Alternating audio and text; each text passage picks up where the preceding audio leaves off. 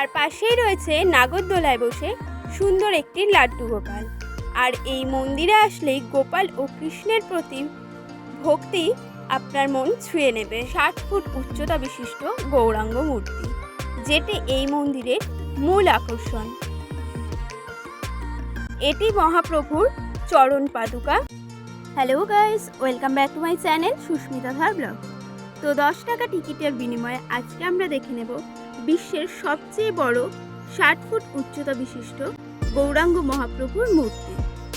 মন্দিরে ঢুকেই প্রথমেই আমরা একটি সুন্দর কৃত্রিম গুহার মধ্যে দিয়ে প্রবেশ করব।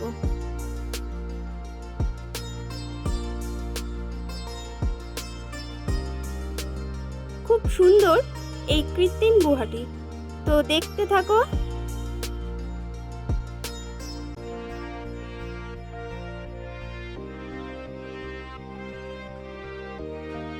এই সেই বিশ্বের সবচেয়ে বড় গৌরাঙ্গ মহাপ্রভুর মূর্তি। এই মন্দিরেই 60 টাকার বিনিময়ে আপনারা প্রসাদও গ্রহণ করতে পারেন। এই মন্দিরে ভগবান শ্রীকৃষ্ণ ও রাধিকার লীলার নানা রকমের চিত্র ফুটিয়ে তোলা হয়েছে। তার পাশাপাশি শ্রী গৌরাঙ্গ মহাপ্রভুর জীবনের নানা রকম কাহিনীর চিত্রও ফুটিয়ে তোলা হয়েছে।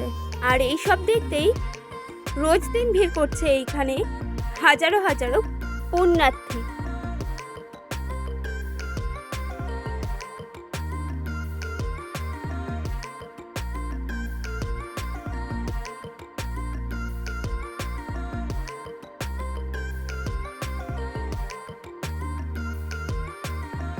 এইখানে মহাপ্রভু যখন ঝাড়িখণ্ডের মধ্যে দিয়ে কীর্তন করে যাচ্ছিল, তখন বনের পশুরাও মহাপ্রভুর সাথে নৃত্য করে উঠেছিল। তারই একটি চিত্র ফুটিয়ে তুলেছে।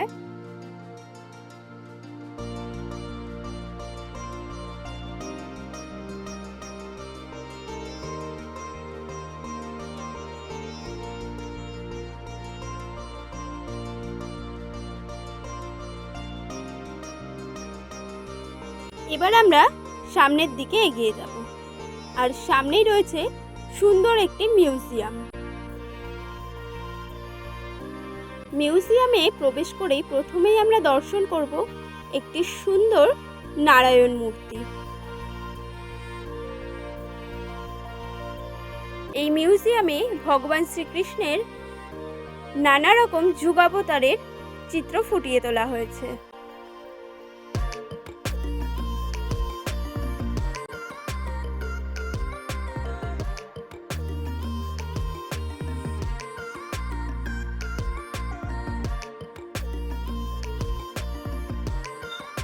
আর এখানে রয়েছে রাধাকৃষ্ণ ও অষ্টসখীর সুন্দর একটি চিত্র।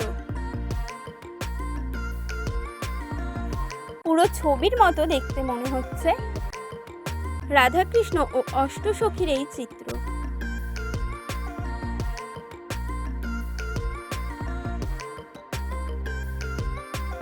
তার পাশেই রয়েছে নাগরদোলায় বসে সুন্দর একটি লাড্ডু গোপাল।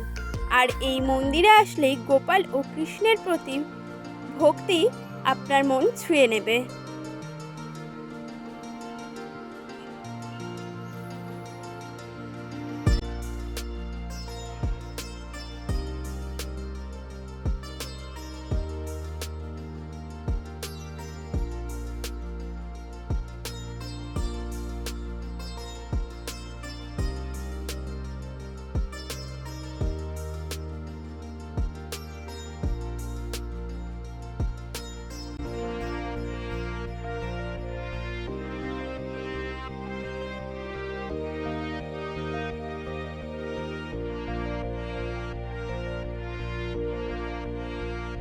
মিউজিয়াম থেকে বেরিয়েই আমরা দর্শন করব এই মন্দিরের প্রধান আকর্ষণ, বাংলা তথা ভারতের সবচেয়ে উঁচু গৌরাঙ্গ মূর্তি।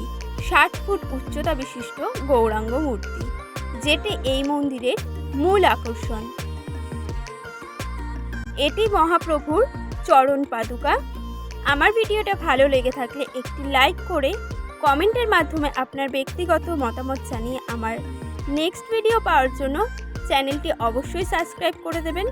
আর বেরোনোর সময় সুন্দর একটি রাধাকৃষ্ণের দর্শন করে নেবেন। আর চাইলে আপনি এইখান থেকে প্রসাদ সংগ্রহ করতে পারেন।